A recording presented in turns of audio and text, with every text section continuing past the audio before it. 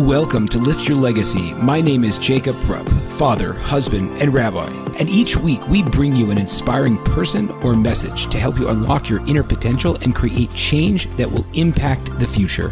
Thank you for listening, and let's get to it. Ladies and gentlemen, I am thrilled to have on today Sam Glaser, who is a newly minted author, but a very well-known composer and musician. Now, this was an absolutely phenomenal interview. He spoke about the main principles of his book called The Joy of Judaism, which speaks about, you guessed it, the joy of Judaism. But specifically, why be Jewish? What's the value there? How do you connect spiritually? The importance of fitting in, the importance of not fitting in, the ability to take responsibility for your own spiritual connection. So tons of valuable stuff there. But then also amazing was we went into what the creative process is for him, how he hears the songs in his head, how he connects the words that to the music that just comes to him. It's really cool. And then there was a crucial lesson at the end about how to kind of find your own brilliance, your own brilliant space, and what that looks like. So with no further ado, I'm thrilled to have on Sam Glaser. Ladies and gentlemen, as always, Lift Your Legacy is committed to helping you live a more authentic and meaningful life. That being said, if I could ask you to share this podcast with someone that you think would get value from the message, that would be fantastic. In addition, I wanted to make you aware that along with the podcast, I do offer executive coaching. I help people who are successful and highly motivated, who want to see extreme, or not even so extreme, maybe just a small change that in their life. I want to help them get to the next level. What does that mean specifically? Creating more peace in your relationships, with yourself, growing your business, clarifying your career. And even if you need a little bit of help losing some weight or getting more healthy, I do that also. I'm not for everyone, but for those people that are invested in making their life better and taking the next step, I highly recommend you consider me as a coach for you. Now, how do you get in touch? Well, you found the podcast. I wanted to tell you also my email, Jacob, my first name, Jacob at liftyourlegacy.live. Feel free, please, to reach out there or on any or all of my social media channels. I'd be thrilled to give you a complimentary half an hour conversation to see if we might be a good fit to work together. And now, with no further ado, I ask you to please sit back and enjoy the show. I am so thrilled to be joined today with Sam Glaser, who is, in addition to a world-renowned musician, now an accomplished author, whose book, The Joy of Judaism, just came out. Sam, thanks so much for joining me today. An honor. Thank you. So what's your story? I love the backstory. Let's get into it a little bit. Tell the listeners and the viewers how you came to where you are, the role that music has played into your life, and why you felt the best thing would be to write a book at this juncture. Okay, so working backwards, I'm trying to figure out if writing a book was a good idea. Says everyone that wrote a book. And no, I got into this business because I was born into a Jewishly aware and enthusiastic family. I think that's number one.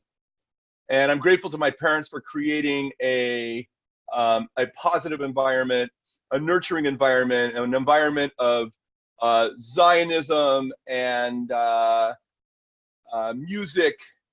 And we weren't necessarily religious, didn't go to the synagogue other than high holidays, didn't keep kosher, but knew we were Jewish, loved being Jewish. We were told by our father that if we married out of the tribe, we'd be cut out of the will. Okay, there you go. And that was when we were young enough to have no idea what he was talking about. And so that just sort of morphed into between my Jewish education and Hebrew school, having a bar mitzvah at big conservative synagogue here, Sinai in Los Angeles, to going to Ulpan in Israel, having the opportunity to do the Brandeis Bardeen experience when I was in my 20s during college. And then it culminated in my mid-20s. I went to a yeshiva in Jerusalem for the first time, when it was all expenses paid, kind of check out Israel for free and do some learning. And I was absolutely taken. And I think what really grabbed me was that there was more to my Judaism than just this cultural love of people. Which is interesting, because for so many people, that's what they think the best part of Judaism is. And to an extent, that there is a tremendous value there, but a lot of times the not appreciating that it's more than that is what holds people back. Right. And I saw what had formerly I had believed was burdensome, or not necessarily, it was for other people, not necessarily people like me, was connecting deeply with mitzvot. And through that exploration, I recognized that I don't want another moment to go by before Klal Yisrael, before my peers and my peers' children, the next generation, has the chance to actively investigate their heritage, because I see it truly as the connecting point of our neshamot, of our souls, and the source of such abundance. So I chose to title my book, The Joy of Judaism.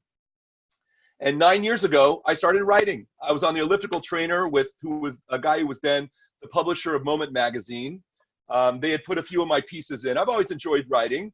And he said, look, Sam, you're a writer in addition to being a composer and performer, and you should be writing stuff to inspire the various rabbis and teachers of all denominations that somehow have enjoyed your music and have brought you into their classrooms and worship and whatever. That's crazy. So, wait, I gotta stop you. So right away, he said, don't go to the people, go to the rabbis and the educators. Right. Why? He wanted me to write things that would inspire their lesson plans. Okay. And inspire their sermons. Okay. Yeah, that's interesting. I guess he felt like through the teachers and through clergy, I could have a tremendous impact. What do you think your perspective specifically is? It's a very interesting thing. What about your perspective do you feel that is missing, in the sense that you're writing a book? There's of all the people who have lots of books, Jews have lots of books, who've been writing books for thousands of years, and so there's a piece that was missing that your book is coming to fill, and a perspective that is not being represented. What is that, and why is that so important?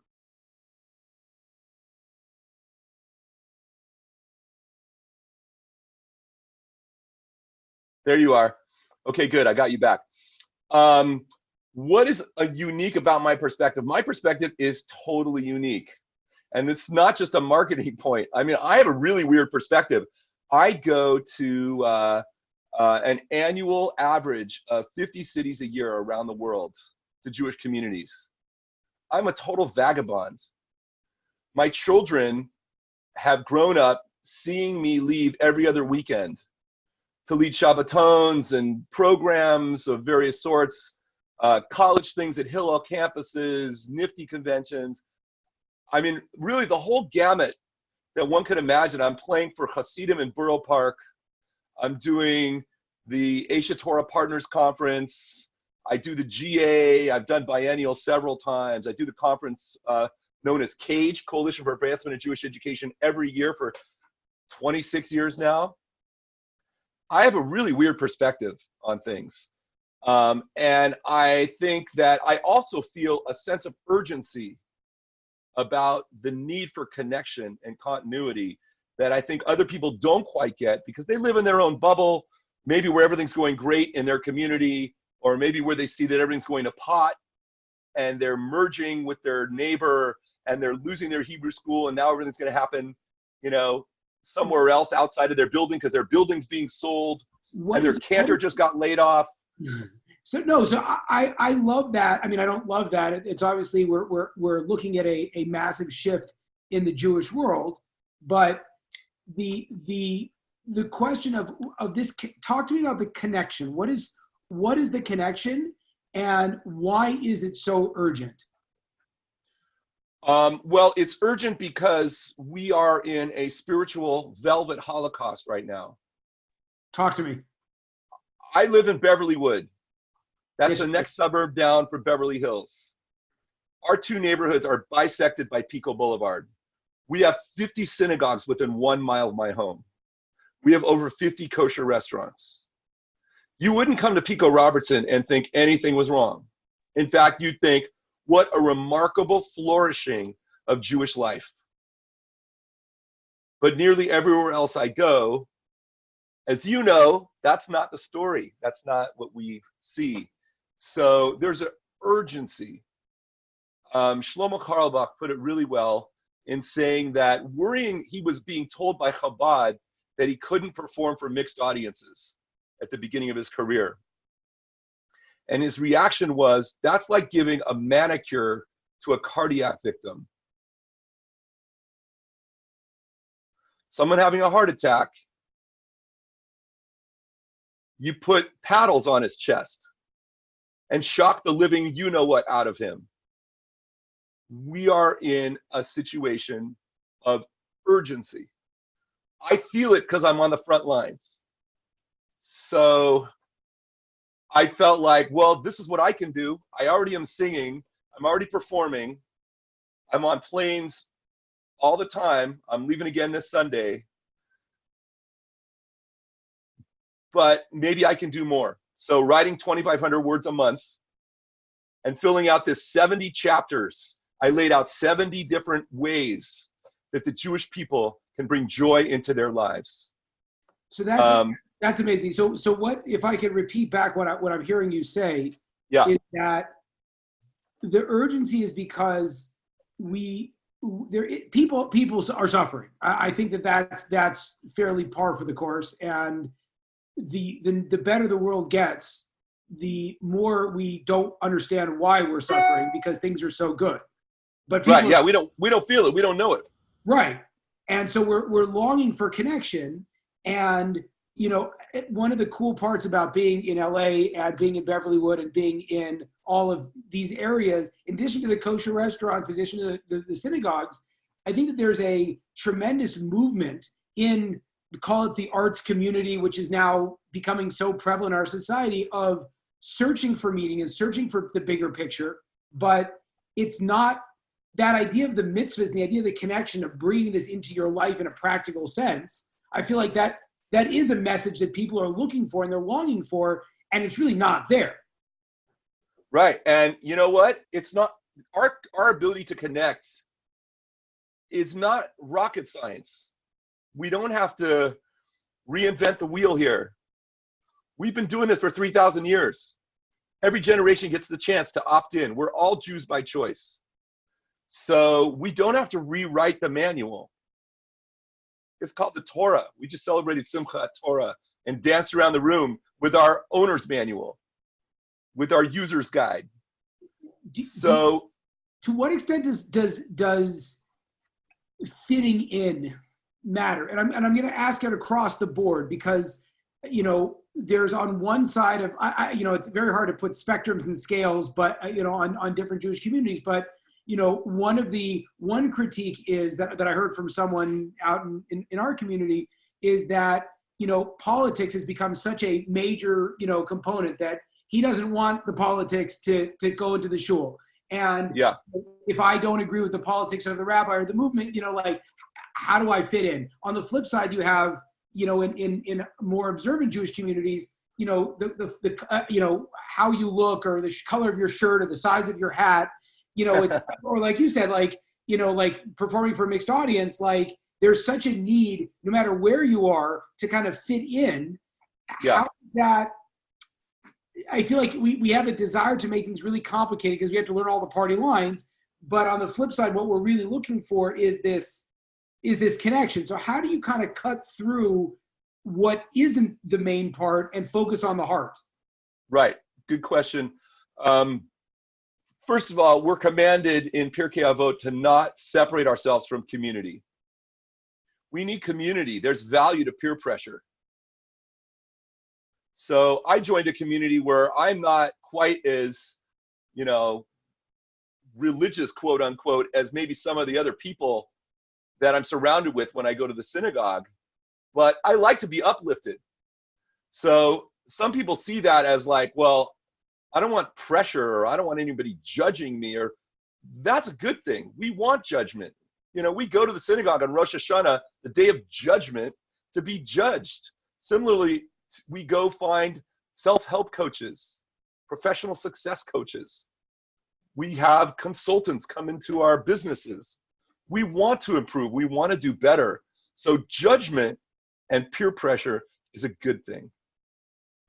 But what my book is more exploring, I do this because I have a whole section. There's 10 sections divided into 70 chapters. And one of the sections is called Organized Judaism.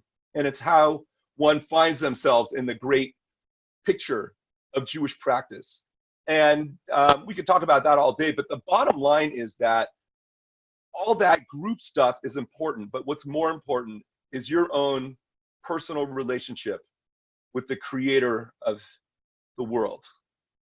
So however you want to call that, the New World Order or the Force, if you're a Star Wars fan, whatever you want to call that entity, that being, that desire we have for goodness, that drive towards perfection, the force we have inside of ourselves that's seeking happiness, that we feel entitled to a good life. Where did that come from? Explain that from a Darwinian perspective. We have a soul. We have some inner need to connect. And this book is about exploring the macrocosm of Jewish life, rituals, holidays, life cycle events, parenting, what have you, and finding where you fit in. And then making sure that your personal avodah, your personal work, spiritual work, is being done, and you're not trying to farm out the heavy lifting to clergy. So we can't count on our communities to bring us up. We have to do it ourselves. They will help us. So that's amazing. So the first point, which I wanted to reiterate for our listeners, that I think is, you can't overstate, is this idea that while we might feel comfortable going into a gym and hiring a personal trainer or getting a consultant or a coach, or we're fine with that. And you're right, the judgment that we judge ourselves is, I'm here, I want to be here, and how do I get there? But a lot of times when we go into a synagogue, we feel it's like a dirty judgment or like a guilt. And that shouldn't be the case. You should, and I mean, this is a lesson that made me so comfortable in the beginning, is I didn't grow up, observant at all. And so I would feel very judged in a negative sense when I'd go into a conservative shul or an Orthodox shul. I felt they were looking at me and it's a bad thing. But then once you realize, no, it's like when you go into a gym and everyone there is jacked, you're going to lift a little bit more. And that's not to say, whatever it is, but finding yourself in a community that's going to push you is healthy. It doesn't mean you're a bad person. It doesn't mean you're less of a Jew or less of a good person. That's, I think, a very important first step you said. Right. Yeah.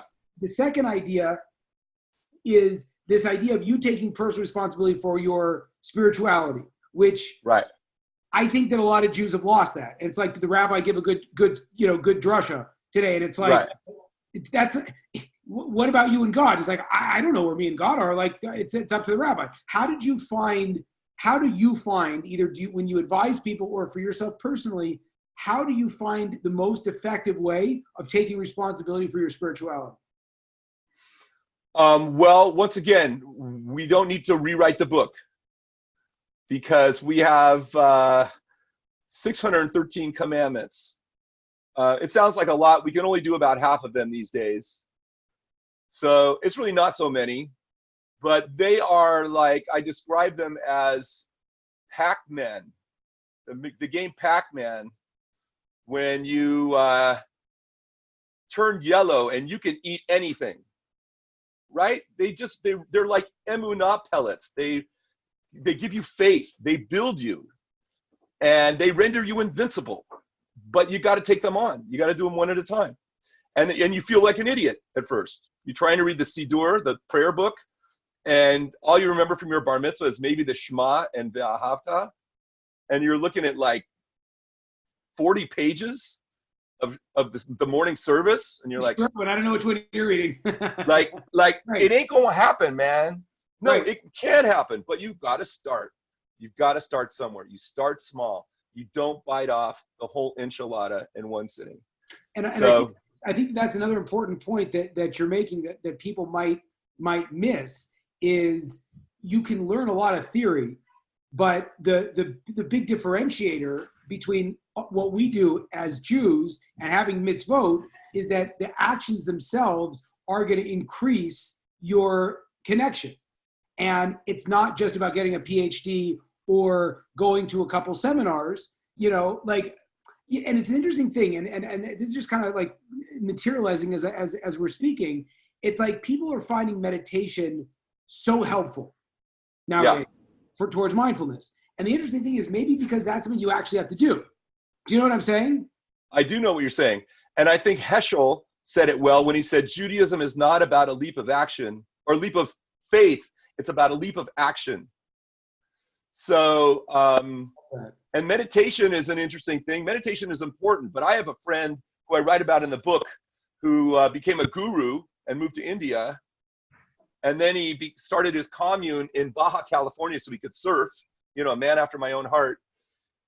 And then he realized all this meditation, I could just be doing mitzvahs. I could just be helping people. I could be teaching them about Shabbat, or teaching them how to put on tefillin, or teaching them how to read Hebrew. And that was so much more real and valid in terms of personal growth. And that's for Jews. It's a very unique channel we have in our growth. So maybe speak to that a little bit, because I think of not to be I don't know how insensitive, but I would venture to say the Jews have a tremendous breadth of knowledge when it comes to all of the different. There's a little creature on your shoulder. I have to edit that one out. I'm using it here. Can you close the door? Ask mommy. It was on. I don't know. Can you close the door though? Thank you. Can you close it? Seriously, I'm seeing you too. Okay, love you. Send her to my recording studio. Exactly. Okay. I'll help. I'll put her to work. Thank you. All right. So back to okay. So I'm just gonna start fresh and we'll cut it clean. So one of the things is the Jews have so much knowledge about, we are kind of pioneers of communism and major religions of the world and all kinds of alternative ideology. Is there a value, if you could tell someone that's spiritually enlightened or on a spiritual path, why should they check out, again, let's just call a spade, like the Judaism of the Torah? You keep like referencing this and it's like, that's 3,000 years old. Didn't we come up with something more unique in the last 3,000 years? We are standing on the shoulders of giants. It's amazing. My friend David Sachs was pointing out that all scientific revolutions eventually come to a dead end. Like people thought that metallurgy, you could turn things into gold. No, you can't. They thought the earth was flat. They pursued that for a long time. They thought that their sun revolved around the earth. No, didn't work. Anyway, we tried a bunch of dead ends in our research, but 3,000 years of Jewish scholarship has been unabated, continuously with the greatest geniuses in the world, debating and focusing on how to parse this text. So what a resource. It's all in English now. I mean, we really have no excuses. It's all in English and it's all online. So we have tremendous resources. One issue that you bring up, I don't know if you were going there, but that's where I thought you were going, is it's sort of politically incorrect to say that we have these resources. And I opened my book by addressing that. Tevye and Fiddler on the Roof said, God, couldn't you just choose someone else once in a while? Because with that chosenness, if you will, came a lot of suffering. and a lot of hardship. And we're guaranteed in the Torah that we will wander the nations, will be few in number, there will be anti-Semitism, and we can't run away. And still in the year 2019, 5780, all our kids still come to the Torah and say, and you chose us from amongst all peoples of the world. So the fact is we do have something. The world looks at it and says, well, I don't know what those Jews got, but they seem to control all the banks or whatever they're, however they want to construe that. But we do have something that is interesting. It's a drive towards godliness. And we can make it go away by, filling our heads with academics or chemical substances to get us out of reality or binge watch Netflix. But we've still got something percolating inside of us. Jews can't stand by while their brothers are shedding blood. You just can't. We can't stand by when anyone in the world is suffering. We were slaves. We're reminded of that every day. Twice a day we have to remember we were slaves. We're commanded to remember that. Every Shabbat, every time we make Kiddush over wine, we're remembering that we were slaves. We were there too. And it's in our spiritual DNA. We have something that has to be flexed, a muscle that must be flexed when we see any suffering. We're totally, absolutely intolerant. So I just say in my book, hey, we've got it. Hitler didn't distinguish between Reformed, Conservative, and Orthodox. He didn't care if you didn't have a bar mitzvah. So you might as well learn what it is and acquire joy from the experience.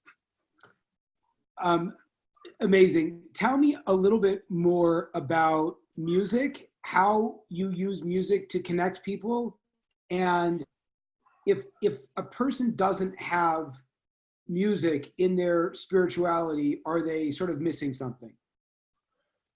I have music because that's what God gave me, Some people are great accountants. Some people are great botanists. Some people can cook up a mean supper. I make music. I woke up from my nap yesterday at the end of Simchas Torah with the brand new song. I mean, that happens to me in the middle of the night. Honestly, it just pops in your head. Is that how it works? I have, and it's fully orchestrated. No way. Fully arranged. I'm hearing the song. In other words, it's not like I'm just hearing like a glimpse of a melody. I'm hearing an entire song being sung to me. So that's slow down. You just hear the whole thing in your head? All the songs on my albums, the ones that actually make the cut, because I write thousands of songs, are the ones where I dreamed them. They are all dream songs. That's crazy. Those are the ones with the integrity that I'm excited about, that I want to develop. When was the first time that happened to you? It started happening when I think I was like 5 or 6. As a baby, I used to pound my head on the pillow in rhythm, and I would gnash my teeth like a drum kit. I grew up on the Beatles and Led Zeppelin. This was just, That's insane, really. So when I was 7, it was third grade. My teacher asked the students to write poetry for the first time. And lyrics, okay, yeah, I can handle that job. And my mom, who's a pianist, tried to put my early poems to music. And the way she tells the story, evidently I walked up to her at the piano. I said, Mom, what are you doing? That's not how it goes. Wow. Because the poetry had melodies attached to it. I already knew what the band should be playing. That's nuts. And so when you have this like download, are you tweaking it? Like, are you hearing parts of it? Like, it's just crazy because I've never heard anyone actually, like, I've heard Karl Bach say that happened and Rav Nachman says like that, but I didn't realize, like, so it literally, it's not like a process. You'll just hear stuff and it'll be new. It'll be yours. Yeah, there's no real process in it. All I'm trying to do is not lose it. I'm trying to not lose it. So I'm trying to get it recorded. It used to be with sheet music, and then it was with cassettes, and then it was with an MP3 recorder, and now it's with my iPhone. Just whatever I got closest to me, I sing it in, I sing in what the bass line should be. I sing in the groove, like, or whatever the groove is, any violin parts, whatever. And then I go back to sleep. Nuts.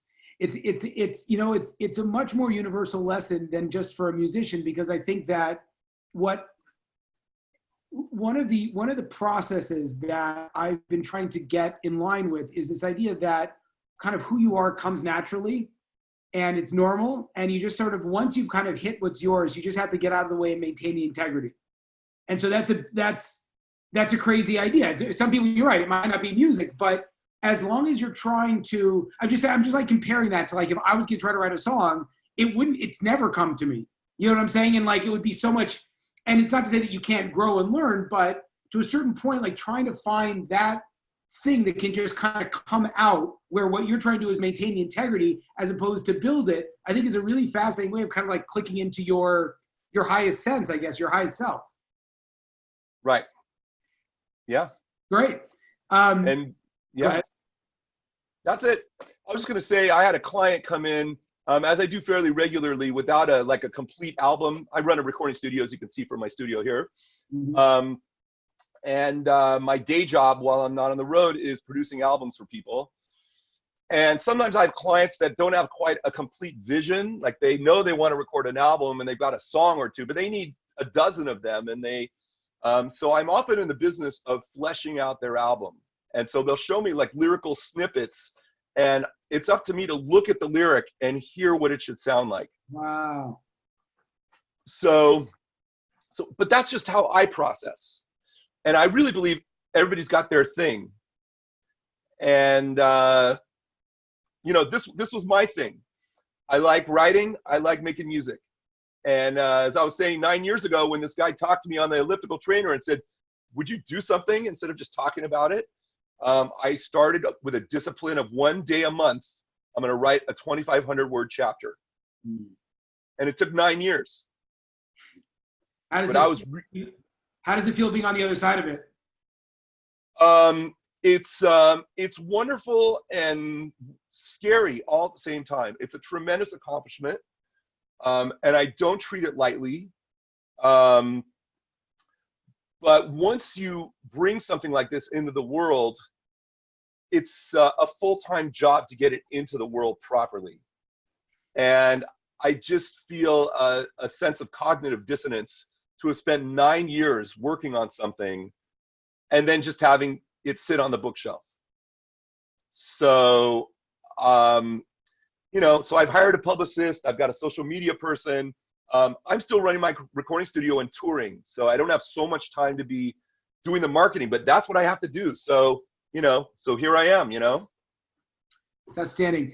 Just as a few last questions. Sure. Who do you find in the music world, either today or let's go back a couple of decades, who do you find to be the most, who like either the most genius or the most moving, like in terms of the people that influence you and are primarily I know that a lot of it comes to your head, but do you find your influences are more from a Jewish world or are they more from the broader world? And if so, like who and where do they come from? I think my earliest influences were like musical theater, the Hasidic song festivals, the music that I heard in the synagogue, and then of course the rock and roll on the radio. Which eventually became jazz as I got into jazz in my high school years. And then I wound up going to Berklee College of Music in Boston, which was like all jazz all the time. So, just today driving around town, running errands, I had Shostakovich's Fifth Symphony in my mind. Why that? I don't know. But it was on 8-track tape when I was a kid, playing in the family station wagon. Tonight I'm going to see The Who at the Hollywood Bowl. Who's next? One of the greatest albums of all time. I just want to hear Roger Daltrey scream and Pete Townshend do windmills with his guitar. I know they're not going to sound like they used to, but they're playing with a full symphony orchestra. I'm friends with some of the people that are playing with them. Zach Starkey, Ringo's son, is on drums. Wow. Simon, Pete's son, is on bass. It's just going to be like a homecoming thing. I'm excited to see it. I saw Elton John last week at the Greek Theater. I have a lot of musical heroes. Elton John did a tribute album to Leon Russell a few years back because he recognized that Leon Russell gave him a lot of his piano chops. Well, Elton John gave me a lot of my piano chops. You got to do a trophy album. Between Elton John, Billy Joel, and Stevie, yeah. When my fingers hit the ivory, as you can see, I'm playing right here. That's what I'm thinking about. I'm thinking about how did their fingers do it and whatever. So yeah, I have a lot of musical influences, and it all creates some sort of stew that I guess I'm drawing from. That's amazing. I love that. I love the messages, and I think they're very important. I also love hearing you describe the creative process. I find that fascinating, and it's really cool. Okay, so Sam Glaser, the book is The Joy of Judaism. Tell me more how people find that, find you, follow you, find the book, etc. So I am sam.glaser on Instagram. My website, samglaser.com. The book is joyofjudaism.com. And the best way to buy it right now is just to go to Amazon and do a search for The Joy of Judaism, and you'll see it. And buy them for friends.